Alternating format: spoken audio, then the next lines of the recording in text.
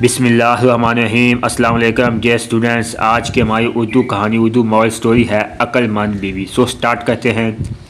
سخت گرمی کا موسم تھا، دوپہر اور چلچلاتی ہوئی دھوپ تھی۔ ایک بوڑھی عورت ہاتھوں میں کپڑوں کی گٹھری اٹھائے ہانپتی ایک بازار کی دکان پر بیٹھ گئی۔ دکاندار نے گرمی سے بے حال بڑھیا کو پانی پلایا اور اپنے گاہکوں کو کپڑا دکھانے میں مصروف ہو گیا۔ بڑھیا کچھ دیر وہاں بیٹھی رہی۔ اسی اثناء میں دکاندار نے گرمی سے بے حال بڑھیا کو پانی پلایا اور پھر دکاندار گاہکوں سے فارغ ہو گیا تو آواز دے کر اپنے ملازم کو بلایا اور کہا، یہ بڑکا گھر لے جاؤ اور کہنا کہ فلاں صندوق میں کپڑے کا تھان رکھا ہے، وہ نکال کر دے دیں۔ ملازم نے بڑکا لیا اور گھر کی طرف چل پڑا۔ اس کے دکان سے نکلتے ہی بڑھیا بھی اٹھی اور ملازم کے پیچھے چل پڑی۔ ملازم کو پیچھے سے آواز دی اور باتوں باتوں میں بازار کے گھر کا پتہ دریافت کر لیا۔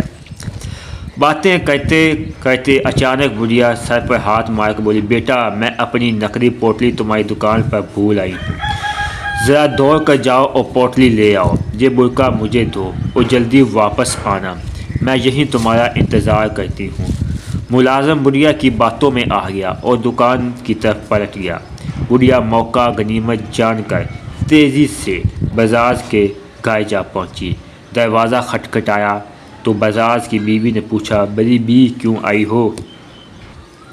بڑھیا نے جواب دیا اور بازار کی بیوی کو بڑکا تھمایا اور بولی، تمہارے خاوند نے کہا ہے یہ بڑکا لے لو اور فلاں صندوق سے کپڑے کا تھان نکال دو۔ بازار کی بیوی نے تھان دینے سے انکار کر دیا اور کہا کہ تو جانے کون ہے، میں تجھے تھان ہرگز نہ دوں گی۔ بڑھیا نے بہت یقین دلایا کہ مجھے تمہارے خاوند نے بھیجا ہے۔ ملازم مصروف تھا لیکن بازار کی بیوی ٹس سے مس نہ ہوئی۔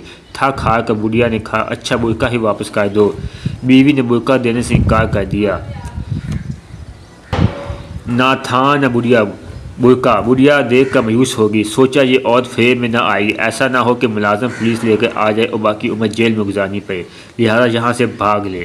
اس روز سے ہر جگہ ڈنڈی پٹ گئی کہ شہر میں ایک کٹنی آ گئی ہے جو جھانسا دے کر لوگوں کو لوٹ لیتی ہے۔